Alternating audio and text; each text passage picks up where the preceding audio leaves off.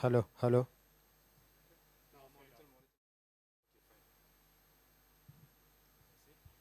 Check, check. Namashivaya. One, two, check.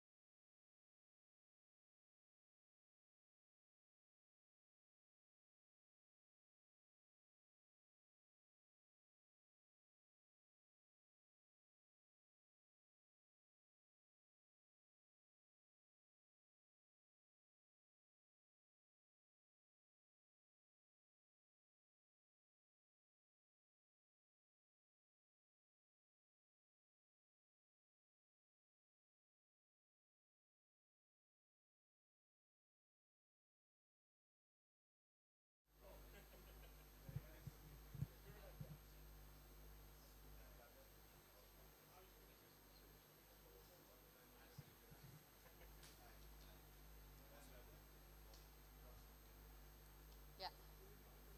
So we are on a tight schedule, so we should start because the governor is here, and at 10 o'clock we have to finish this. So sure. Yeah. Ready when you are. Yeah. Please be seated.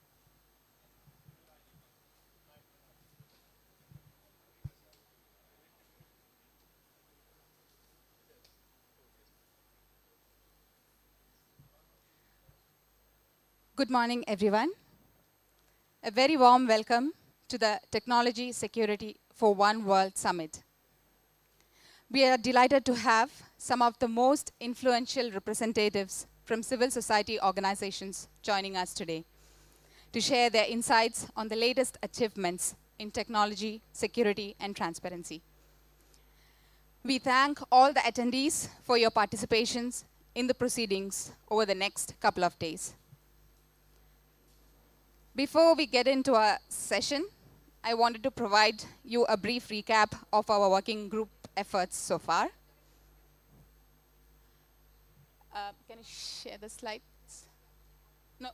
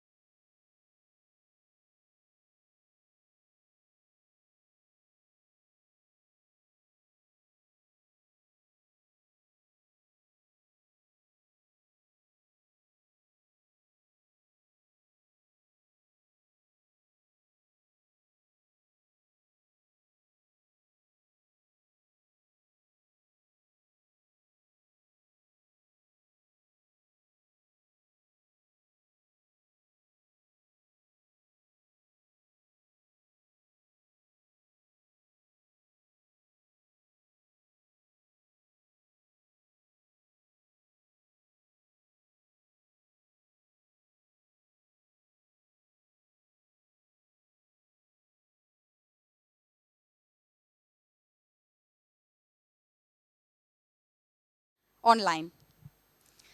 We are excited to hear from them and learn from their experiences.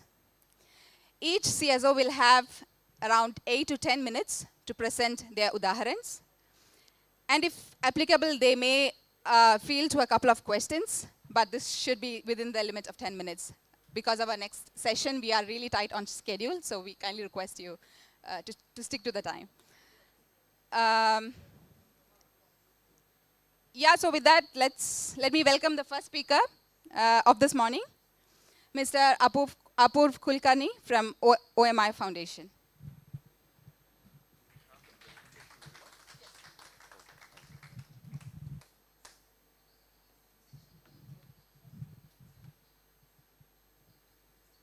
Good morning, everyone. Um, while the presentation is being loaded up, I hope you can hear me, everyone. Okay.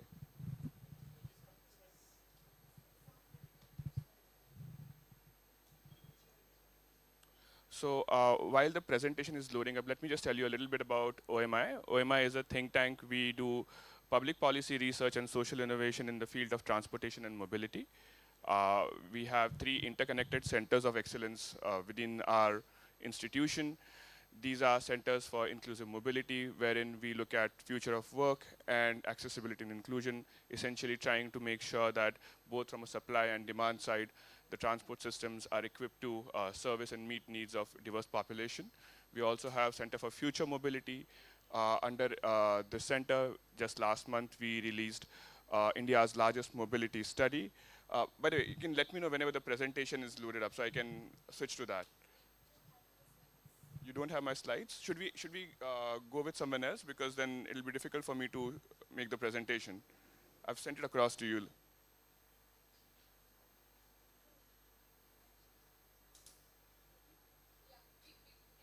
You can do that? Okay. I'll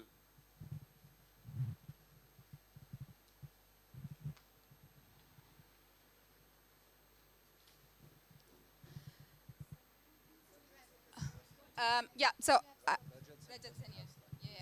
Yeah.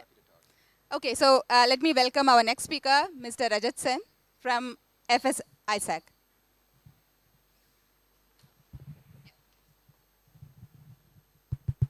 Hello, hello. Well, a very good morning to everybody. Can everybody hear me right at the back? Awesome, excellent. So, I'm Rajat Sen. I have about a little over 22 years of experience in cybersecurity, most of it in the corporate sector. And most recently, I've been working with an organization called FSISAC. FSISAC is Financial Services Information Sharing and Analysis Center. Like all good technology companies today, we love our acronyms, and hence FSISAC. You'll hear about a number of similar organizations like FSISAC, but our claim to fame really is that we were the first one that got the idea that let's come together to solve the problem. Let's come together, share our experiences, share our knowledge, learn from each other, but grow together. And that is what FSISAC really focuses on, specifically for the financial services sector and in the context of cyber operational resilience. So these are the two topics that we really kind of focus a lot on. There are other efforts we also do because we have access to almost about 80% of the global financial services network. But these are the two things that we really focus on because we believe this is very significant. It impacts not just organizations, but it impacts you and me every day. And this is across the world. It's not just unique to any one particular country. So with that, I'll kind of shift to what we are here to really talk about. And when I was thinking about this topic of examples, right, most of my experience, like I said, has been in the corporate world. The largest impact I've had is probably across 6 countries with 250,000 people at most, right? But when we talk about the policies we are looking to actually establish, those encompass entire states, entire countries. So it's a much larger scale. So I was trying to look at examples from the microcosm of the corporate world that would apply in this context. And the one thing that stood out to me as I look back at my career was the gap that existed between how an organization traditionally viewed technology as somebody that delivered something specifically for the organization versus a partner that helped the organization achieve its objectives. And it might sound very simple, but this very simple thing resulted in some very significant problems and challenges because when policies were defined for the organization, they often didn't align with what the technology was either actually capable of, or sometimes the technology was not capable of it, and there were these roundabout methods that people went around implementing, causing significant heartache to everybody in the organization, its people, and its partners. That is the same thing that we see today in regulation or law, and the pace at which technology and the capability that technology offers is happening in, like I said, in a much larger scale. You can pick any country you want in the world, but the laws today that govern technology are very dated. And as a result of it, when you think of particularly security, trust, privacy, the gap lies in the fact that when the rule is made or when the regulation is defined, by the time it comes into effect, technology has already leapfrogged several, kilometers ahead or several miles ahead, as the case may be, right? So I think that is one area that I would encourage policymakers to really think about, that there has to be an iterative method of engaging and involving technology professionals so that the capability of technology is understood and technology professionals have an opportunity to comment on how best the intent of a regulation can be accomplished. Does that kind of broadly align with, does it all make sense, or have I lost the audience somewhere? Okay, I'm glad to see nodding heads. That's very encouraging. I'll actually pause here before I move on to the next question. I think I am still good on time, so if there are any questions, I'd be happy to take them. Yes, sir. Can somebody give the gentleman a mic? The folks on the video may not be able to hear you. As sir, you have rightly pointed out, I am from the legal background. I'm a lawyer, so I just got the point bang on when you said laws are basically needed to regulate technology, but unfortunately, the law always is on the back foot with regard to catching up with the changes in technology.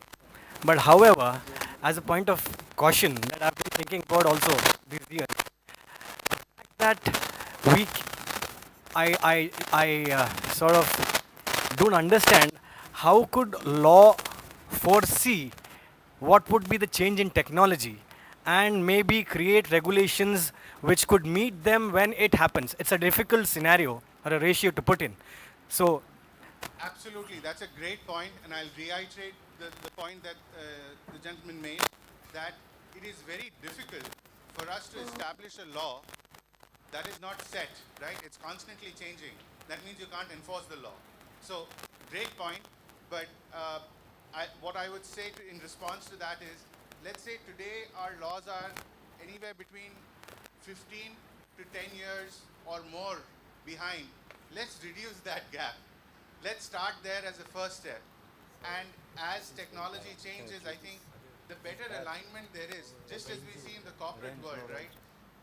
Technology went from being a cost center and a very support function to being at the tip of the organization's, enterprise strategy, right? I think that same transition can happen here as well. It will take time, but the first step is to reduce that gap. Let's say if it's 10 or 15 years today, let's bring that gap down to say 2 or 3 years, right? Let that, and let the capabilities of technology be better understood. So that would be my response. Any other questions on this before I move on to the next point? Okay. So the other point that I had, and this was in the several hats that I've worn in my career, one of them was as a forensic investigator and in a support function for different financial crimes. There was something called the Electronic Electronics Crime Task Force, sorry, ECT, Electronic Crimes Task Force, that was established by the FBI in the United States. And several organizations, based on their size and involvement in different transactions, international money transactions, were part of that task force to help investigate and resolve financial crimes. A lot of them were cyber related, but some of them were also not technology related. They just happened to be financial fraud or crimes. So the one thing I took away from that is when organizations came together and started sharing information, the collective capability of the industry rose by several levels. And I think the same thing needs to be done today when we talk about nation states, individual states within countries, where states need to come together and establish task forces to tackle cybercrime, to tackle some of the issues that exist in civil society today. I will take an example.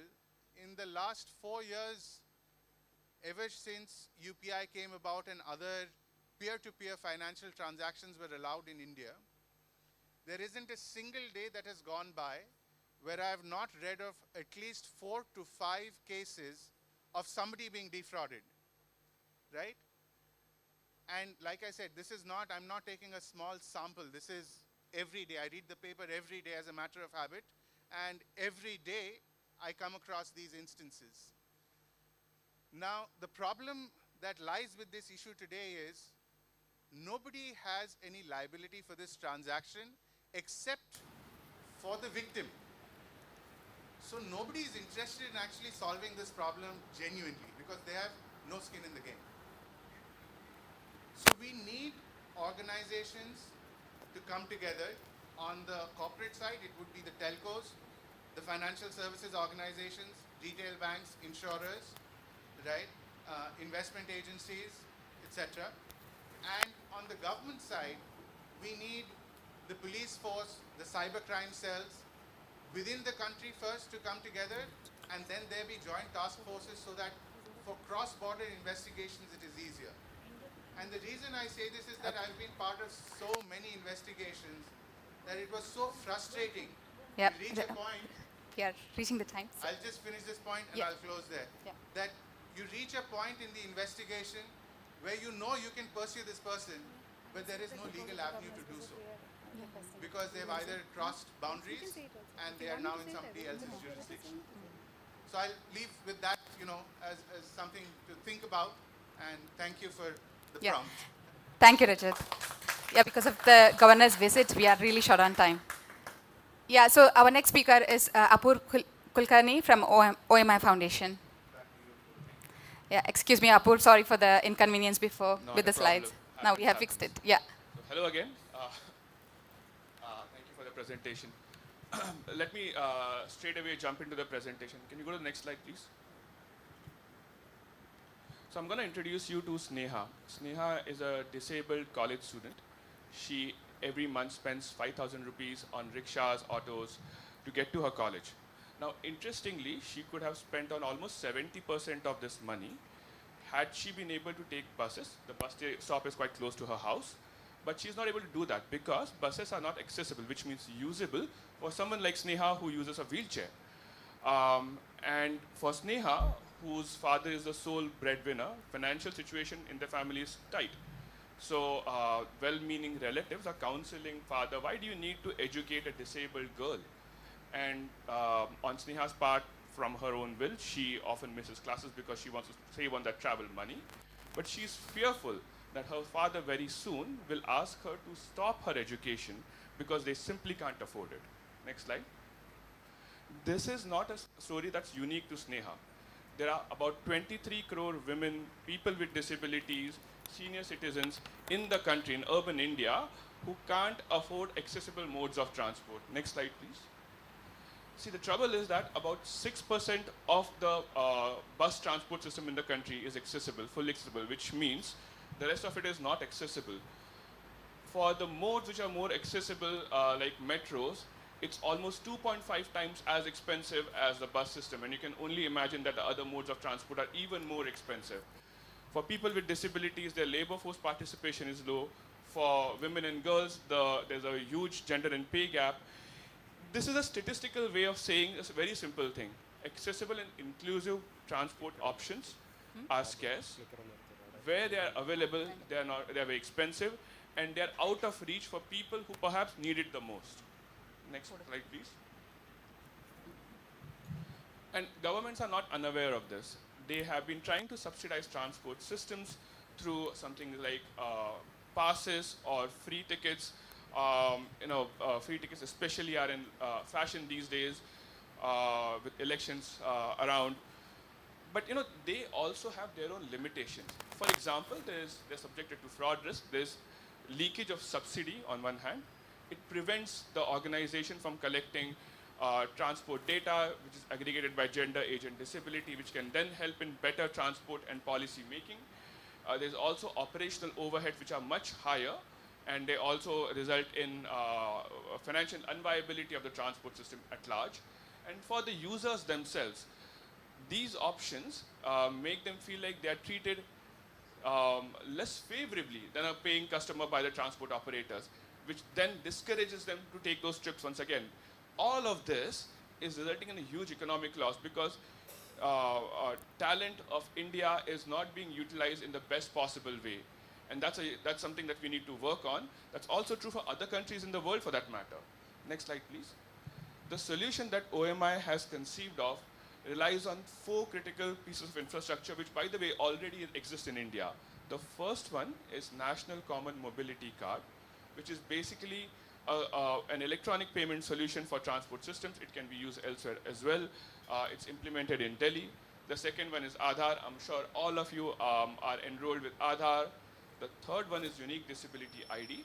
This is similar to Aadhaar, and it basically focuses more dominantly on people with disabilities, trying to enroll them and record their nature, extent of disabilities. And last one is direct benefit transfer mechanism.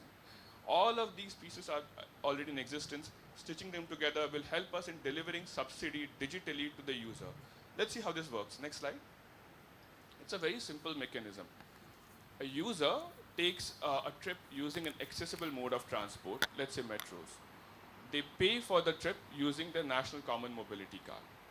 At the back end, the details of the trip, example, origin, destination, fare, the gender, age, and disability status of the user are recorded.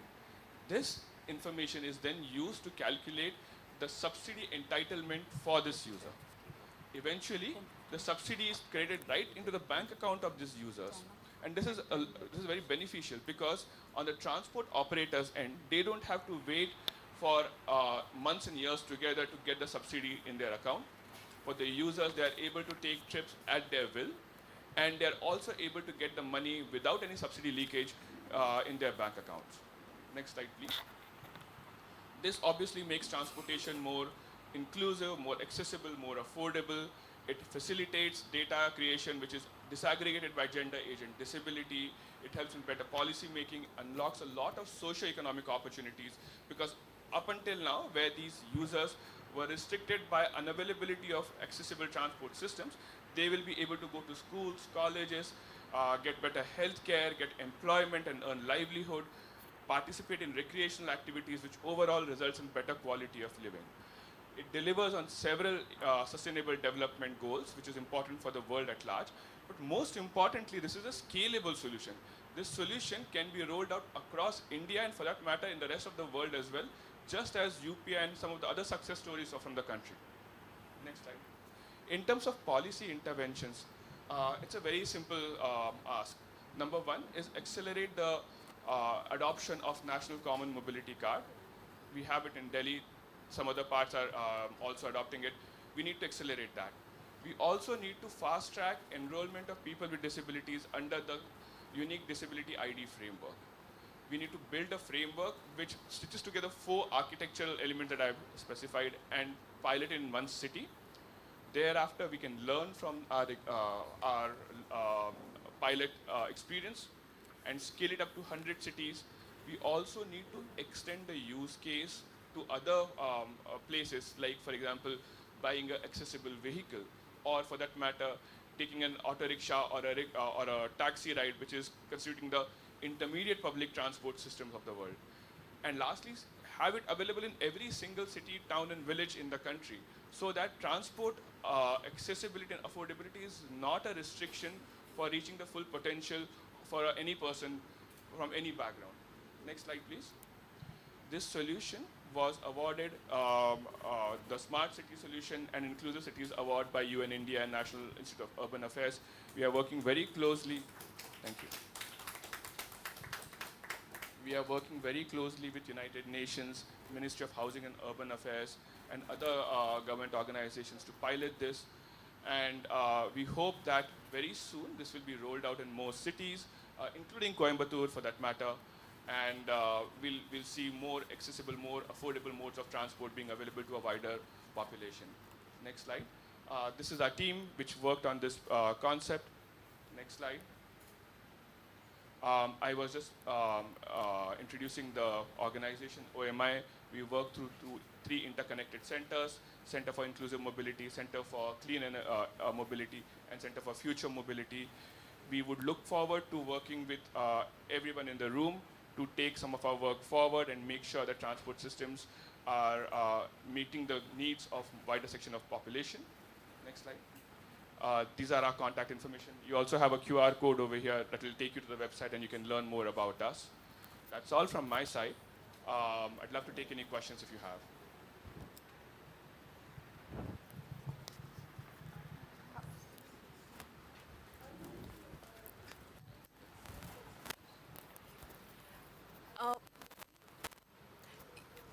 May I know your name, ma'am?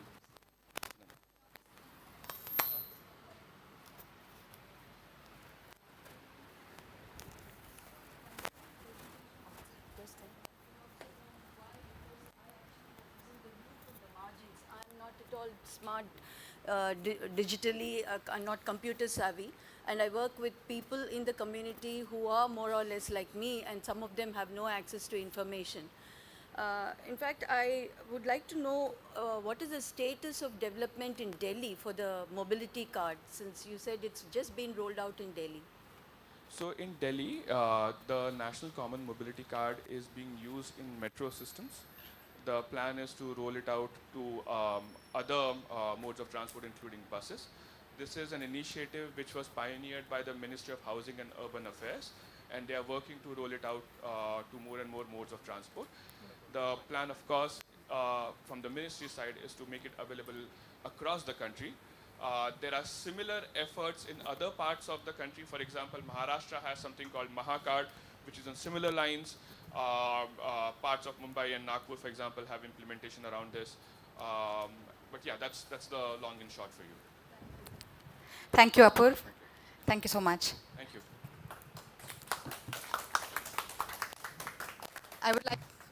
I would like to invite our next speaker, Dr. Sunanda Reddy from Care Niti. Do you mind using this mic? Still mic? Yeah, but I need to look at my PowerPoint. It's okay, like during the Q&A, if it's easier for you. Which one would you prefer? I think I have to handle this also. Yeah, clicker. Yeah, then it might be easier for you with this one. With that. Yeah. Let me fit that for you. And I think I'd like to have a chair where I can watch my this side. There. And when you sit, you can keep it on this Okay, side. yes. It's fit. Yeah. Thank you. Or I'm okay sitting here also, but then yeah, I can just get it. Slightly higher, so Yeah, that's okay. Thank you. Thank you.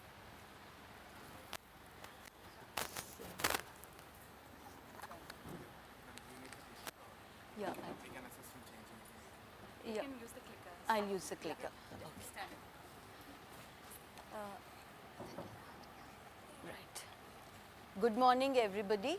And I think after listening to Mr. Apur Kulkarni, I think much of my introduction is really not needed. He is in just a few words explained how this is the state of affairs is and what motivated him to develop the things. Now, I actually work in the community. My organization, Care Nidhi, is focused a lot in community development, and we work with children with disabilities and families in the framework of community-based inclusive development, which means that it is perhaps work in the interface of health and rehabilitation, but keeping development in mind, because we believe that the foundational years are very crucial. All persons with disabilities who have come successfully and done well in society have had strong foundations and very good supportive background. And this led us to believe that work should begin early. And our focus has been early child development, or what in medical terms has been known as early intervention. Here today I'll be talking about assistive technology and digital literacy for inclusion and equity. And with all the experts around, I must actually start with a disclaimer that this is not so much about recommendations to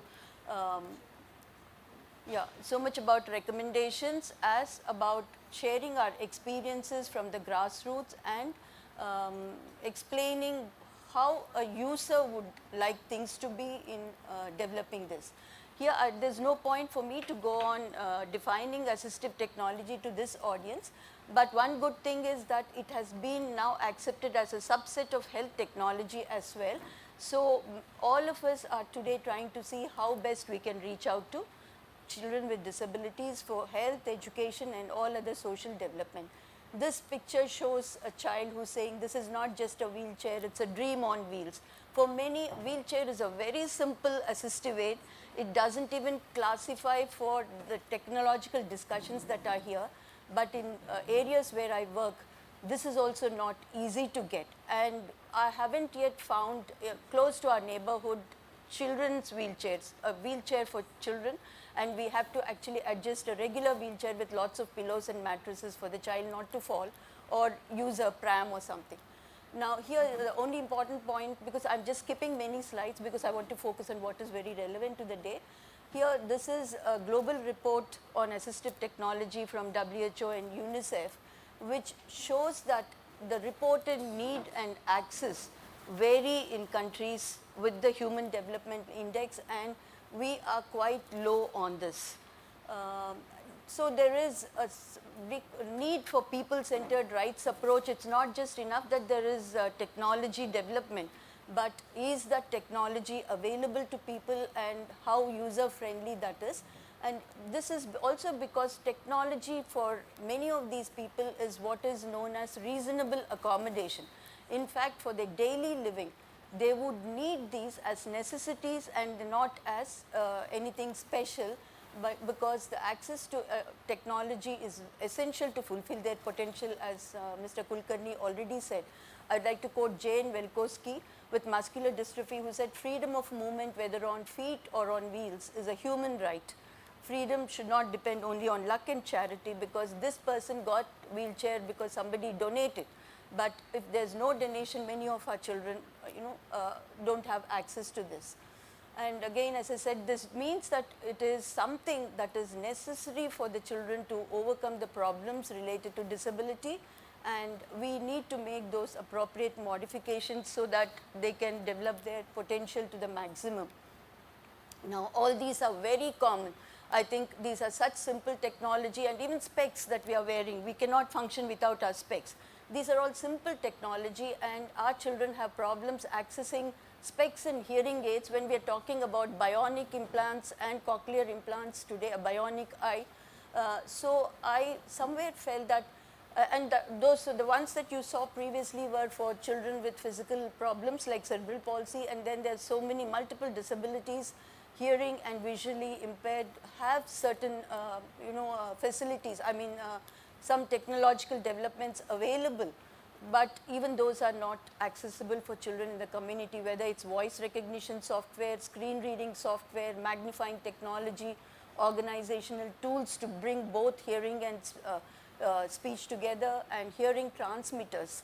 This is something our families have not even heard of, and we try to procure them once in a while for demonstration to even tell them that these exist. Yes, they are now getting familiar with text-to-speech, text-to-sign language because of the Zoom and all that.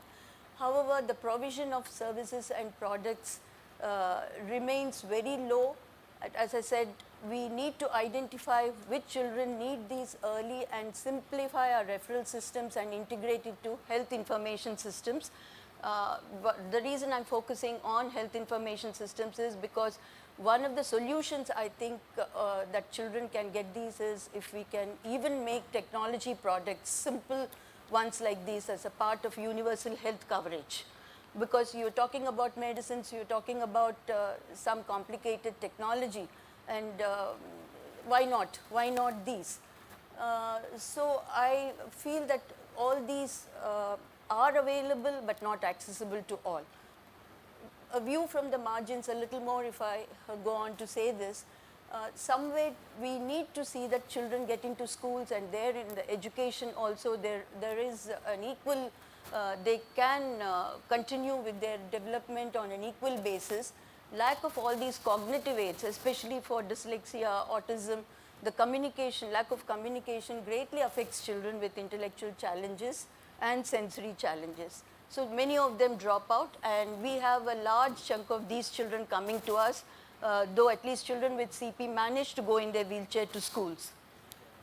So in this Udhaharan, I must actually talk about why it's important, which I've already done, because these are the ones who are going to be the adults tomorrow. And somewhere when they don't even reach adulthood with some abilities, we cannot actually expect them to even be thinking of technology like this. And our experience is that we need intersectoral coordination for them to reach. So whether it's business, whether it's corporates, whether it's NGOs, whether it's government, all of us need to act together and come up with solutions. And this is local, national and global level. And everywhere, somewhere the people-centered approach is missing. Like when we're talking about knowledge economy, integrating this knowledge into a day-to-day education is not happening. So we decided last year, in fact in COVID times, somehow we all got familiar with doing things on the Zoom, lot of training. Training has been our focus. We train families and caregivers of children with disabilities. We used to do it with a lot of face-to-face work, and that also made it difficult for us to scale up our work beyond a few communities. Now in digital health literacy, we are finding that civic literacy is very important. It's not just the child, the family should also be able to do it together. And we also realize there's a lot of reasons why this is important, and our focus today is to see that people can access health information, and this helps fight stigma and provides young adults with special needs training. This girl here is training for design course, and she has a weakness on one side of her body, for which actually she could not continue school beyond her 10th class. Again, the accessibility issues that Mr. Kulkarni spoke about, and the safety of girls is a major concern even when the transport is provided. So they look for neighborhood solutions, and so the NGOs who are working in disability inclusive development have been finding that we need to get into this. And just another example as a Udhaharan, like I was part of this group. I'm a member of the working group of Health Information for All, which is an international group which tries to convey these information. And here there was a small study we did. It was an online discussion on health workers' informal use of mobile phones, because that is one of the ways I do the training for our health workers. And this has really helped the families and the workers to work together. And we do it in a cascade model. The expert actually does it to the coordinator works with the families and the community health workers. And this was part of what is called the mHealth Innovative Project. The lessons we got were that there were several barriers for which lack of time, I'm not covering them all, but then some of them were lack of awareness. Even what is there is not known to our community staff as well. The supply chain challenges, demand is always there, but then the supply chain challenges, because they don't even reach the primary care level. Shortfalls in the well-trained workforce, these were the major factors we realized. And then there is inadequate support, even when there is. Even somebody like me who is senior in the organization is not able to. We are kind of really running out of time. Right. Yeah. So I'll just close with this last one. And so training human resources has become very important, and the key initial requirements for all who are doing the training is to identify the AT needs, and data is very crucial. Now, when I say the last one, I would say is that we must be very careful when we are talking about data. And so the recommendations to guide governments would be many, but one of the important things is that with technology advancing at this pace, there is a need to look at ethics, governance and safety standards and privacy for all. Because not many can manage this without more further training, and all stakeholders must be trained for a good digital connectivity. Thank you. Thank you. Okay, so we are really running out of time. So if you have questions, all the CSOs who are presenting and the speakers are here, so we kindly invite you to get into discussions with them. Next, I would like to invite Mr. Abhijit Kandagale from Vriksh Foundation. Right. You want this or that? I'm happy to do this. I like my hands free. Can I have the clicker, please? The clicker, yes.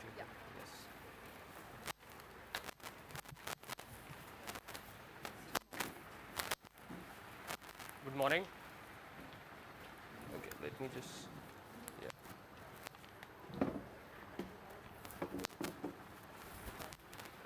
Good morning, everyone. This is Abhijit. I'm sure you all have been hearing a lot about the AI revolution that's happening around us, and I'm here to present a little bit about our work in that domain. Do we have the slide up, please? Yes. So, I'm not sure if you've heard about GPT, ChatGPT, all of these are buzzwords today, and I'm here to share in terms of how we are using it. A quick introduction, I like to introduce myself as a failed academic turned entrepreneur. I used to do a lot of research, and then I failed, and then okay. Move this up so we don't. Okay. Got it. I'll do it. No, he's good. Got it. Yeah. Sorry. Yeah. So yeah, I like to introduce myself as a failed academic turned entrepreneur. I've been quite overwhelmed with some of the recognitions that I've received. Very- I'm sure. Okay. No problem. Okay. The badge is like, yeah. Sorry. No problem. So sorry. No problem. I think it's fine. You hold that mic. Okay.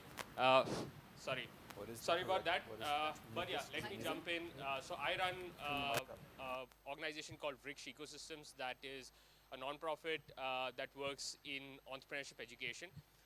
I started this about 5 years back with an attempt to build innovation ecosystems at the grassroots. These are a couple of things that we do right from education to community building to program implementation to technology. And one of the key things that happened to all of us during pandemic was, these are some of our impact numbers that we've achieved in the last 5 years. And obviously, I like to keep chai because that keeps all of us going. One thing that we saw in the pandemic is that digital learning is broken. We saw a lot of the youth globally disconnected from education, and that really inspired us to build something. Ekatra as a solution started with the pandemic, where our knee-jerk reaction to education was, hey, let's do a Zoom call or a Google Meet. But we saw only 5% students coming online on these sessions. So we eventually moved to WhatsApp, which was a natural progression. And then also leveraged audio and SMS, which actually took that to about 80%. So that, like, taking it from 5% to 80% was a huge jump. And we understood that, okay, this could be a start of something new. And that's where Ekatra was born. So Ekatra today helps set up micro-learning programs over messaging apps. It can be SMS, WhatsApp, any of these solutions, as you can see on the screen. And for the educators, it's a standard web dashboard where they can monitor and understand these analytics. One very interesting thing that we're doing is we're leveraging AI and generative AI capabilities for Q&A. So this is a flowchart of how the technology works, that you put on the content, it gets delivered on the messaging channels, the learner receives it, and then they can do a back and forth Q&A where we leverage sentiment analysis and semantic search to provide them with human-like responses right over WhatsApp. Plus, we also have a no data solution that works with no requirement of internet. The NLP works in this fashion, wherein we leverage organizational knowledge base, use the AI to contextualize that and provide that over any sorts of messaging applications in vernacular languages, over text and audio as well. How some of the organizations have been using it is to do employee learning, especially companies that have a large distributed staff on the ground. They use this to train their employees. The second is for customer education. So if you have any awareness campaigns about products or services, they can use something like that. And the third and the largest one is awareness initiatives, where you want to do a large-scale information dissemination, and that can happen in a very simple and cost-effective manner. Some examples and success that we've seen, we have about 28,000 learners till date through about 5 organizations.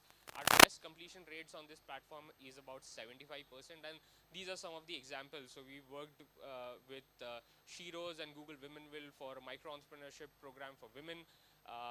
The other that you see is we built a Catalyst AI, which is another global nonprofit coalition to provide CSOs with information over WhatsApp about different initiatives that happen within the network.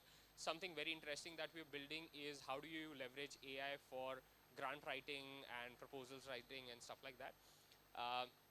And then again, a couple of initiatives. My inspiration to start all of this is this one person here. His name is Gaurav Devtare. He actually went through our first cycle of this WhatsApp learning program. He is a son of two daily wage laborers, and he used this entire system at the peak of the pandemic between March 2020 to August 2020, and was able to launch a micro enterprise on his own. And that gives me an inspiration every day that, you know, if someone sitting in a hut in a remote village in India can do something like this using a simple technology, what can we do with it in a much better fashion? The way I see now this going is at a future, we see learning which is going to be hyper personalized. It's going to be super interactive, and it's going to be accessible and being able to give you real-time assessments and feedback as well. This is our latest experiment in this domain, which is like 100% AI generated course. So now you can potentially just type in a topic and the system generates a learning path for you. It can be multimodal, and again, like these are different screens, so where it has generated images, and plus it does a Q&A where if you see on the screen, I'm interacting with it on an audio interface, and it responds back to me on an audio interface as well. And the other screen, I think that's not visible, was a certificate that get generated within the app itself. So once you complete the course, you have an in-app certificate generation, which people can then obviously use to share around. So that's something that we've achieved very recently. The vision that I carry for this is to reach 1 billion learners in the next 5 years, and for that I need your support. Yeah, Abhijit, so we are really running I'm out of done. time. Yes. So, okay. Thank you very much. I would request you to pull out your phones and scan this and test it out. Thank you so much, Abhijit. So next we have, thank you so much. Next we have Ms. Vijay Kumar from Vasavya Mahila Mandali.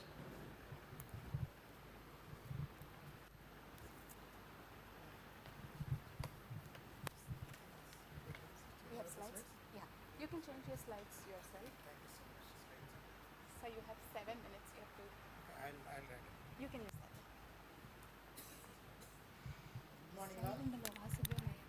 Morning. Thank you so much for giving me an opportunity. I should thank the person who is another speaker. He has given me time. Thank you so much. Before starting, let me introduce my organization. It's called Vasavya Mahila Mandali.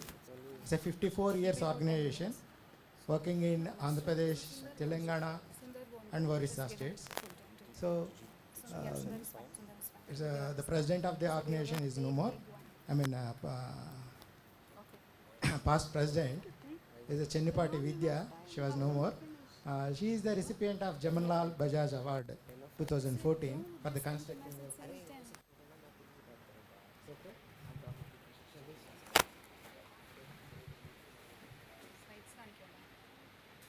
So my presentation is like a different one, which we have adapted for our own organization. Like as we are having around 38 lakhs of population, we have reached over 54 years.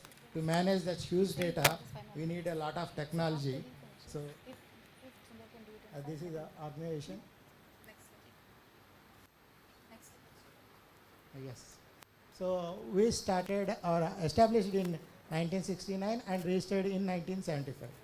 So the president, founder president, Mrs. Chennipati Vidya, passed away in 2018. She is the recipient of Jamanlal Bajaj Award. So we work on Gandhian philosophy, who led non-governmental organizations. Next slide, please. So our basic philosophy is Gandhian philosophy of non-violence and constructive workers and peaceful conflict resolution. Next, please. So we work with a vision called empowering women, children and families by introducing real-time initiatives that lead to a joyful life. For every person, the ultimate thing is to make them feel happy. So we are keeping this in mind, like we want to keep the beneficiary very joyful life. So next please. So to ensure that one, we work with women, youth and children, making as a woman as the center point and a family as a unit. We will take like this. And we are facilitating knowledge building and skill development, communities prevention, protection and well-being, promote entrepreneurship and financial sustainability of vulnerable families. So facilitating meaningful participation of women and youth in multiple levels in decision makings. Next please. So we work in 5 thematic areas: gender equality, health and nutrition, education, livelihood and environment. So we have different what are the projects that will line up in these 5 areas only. Please. So for tech for good for CSOs, especially for our organization, we felt that data should be a transparent one. So accountability to both communities and the donors, and accuracy in the information and data, real-time data coming from the field, and client tracking. Each client is been tracking. So this data technology is useful for monitoring, evaluation, learning, and many research projects processes are going on, madam. Can you please? So real-time data management, in a sense, what we understood is web-based MIS, which we have developed on our own. So mobile application for community reporting, this is a different one. I'll share you later. Mobile application for socio-economic household survey, social media for knowledge building and visibility. So this is one application which you can download from Google Play Store. So this is called Victims Record, first time in India. So basic purpose of this is, if any victim is having a trouble in maintaining the records, they can upload this in the Victims Record Center, so that their records are at safe place. Can you please? So it's look like this, ma'am. Once we only the victim record, victims can only access this record, and they can retrieve also. They cannot delete the previously added records. They can only add to the new records. Next, sir. So this is called community reporting, which is called Mahila Mitra. Mahila Mitra is a community engagement to address violence against girls, women and children in the community, which is started in 2017. 2017, because they are the community people. They are supporting their communities in addressing the issues of violence against women. They are in collaboration with the police people. So they have solved so many issues, but they are not being reported anywhere. So we have developed an app called Mahila Mitra app. So in this they can report what are the things they have done, sir. So that will create an complementary for them, so that they can work more effectively in the communities. Next one, sir. So this is e-commerce platform. Most of our clients are, beneficiaries are illiterates or low literates. So for them there is no lack of knowledge over, e-commerce platform, how they can place in Amazon or another Flipkart. So we developed a e-commerce platform with the support of HCL. So they can place their products, and the marketing support and everything support, VMM is supporting them, sir. Next, sir. So this is the web-based MIS which I am talking about. So we have whatever the information available at Vasemala Mandi, all the information has been recorded over here, sir. We have the thematic areas line up with them. So under that, each thematic area we have different projects line over them. Next one. So the advantage of this one is, on a one click we can get all the information that Vasamandla is reaching through almost 17 projects right now we are working, sir. We can get an information in a click, sir. 100% data tracking is done, sir. So accuracy in data is very important. So we managed to get the information very accurately, sir. This is ground level information. I mean, field level workers are entering the information instead of the program manager are entering. Program manager will only modify and correct if anything went on wrong, sir. Next, please, sir. Okay, next. So basically, our journey towards digitalization is we started. Vijayji, we are really running out of time, so Only you can last close. line, Yeah. last line. Our journey started in 1969, where there is only a manual data. I mean, manual management of even books of records also. In the second decade, it started little. I mean, using of typewriters and everything. Now we are able to form almost all 95% of our records and 95% of projects are being completely digitalized. Maybe in a couple of years we will completely manage the information 100%. Sir. Yeah. Thank you. Thank you, you so Vijayji. much. So yeah. we are- Thank you so much. Sir. Thank you so much.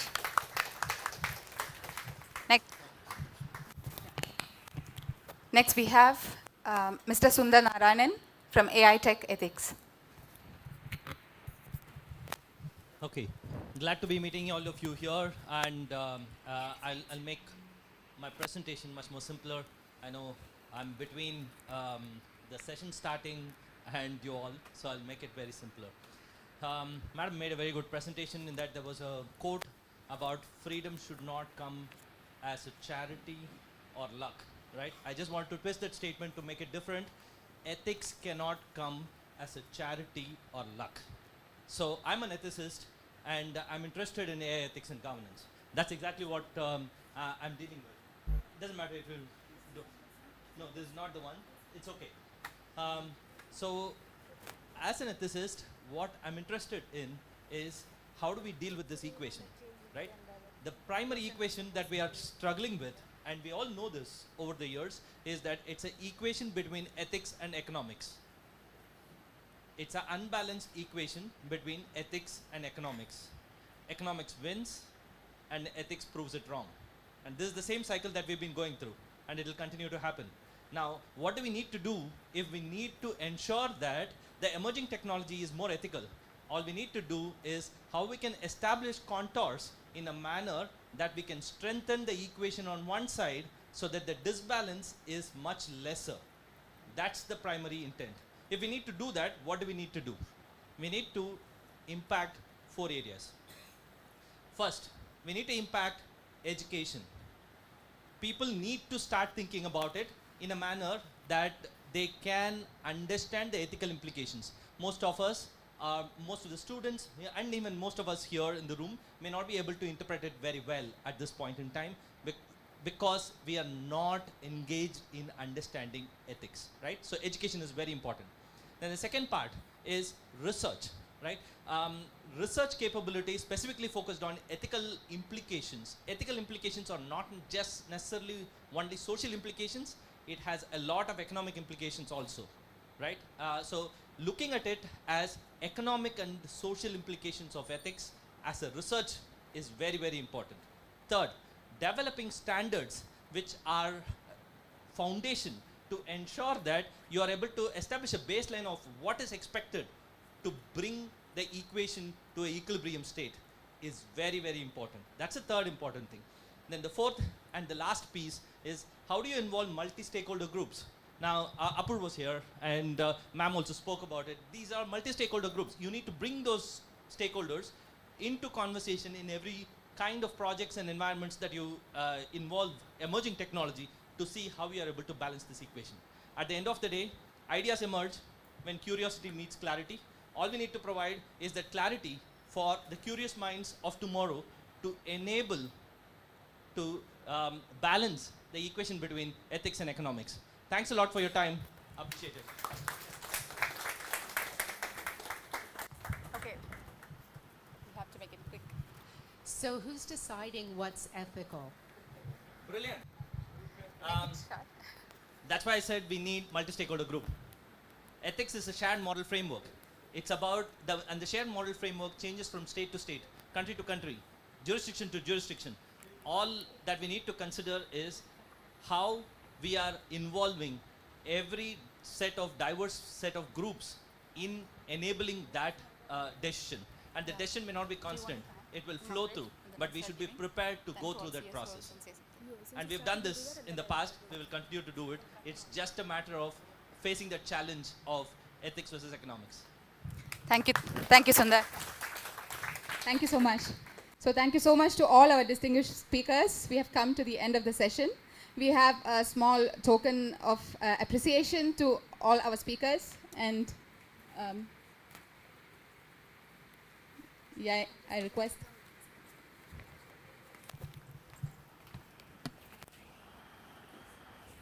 Dr. Sunanda Reddy Kennedy, thank you so much. We have Mr. Rajat Sen. Thank you. Mr. Apur Kulkarni. Mr. Abhijit. Mr. Sundar Narayanan. And Mr. Vijay Kumar. Thank you so much. Yeah, so we have come to the end of the session. I now request all of you to please proceed to the Amriteshwari Hall in the first floor. We will have our inaugural there. You can have a short break till then. Thank you so much.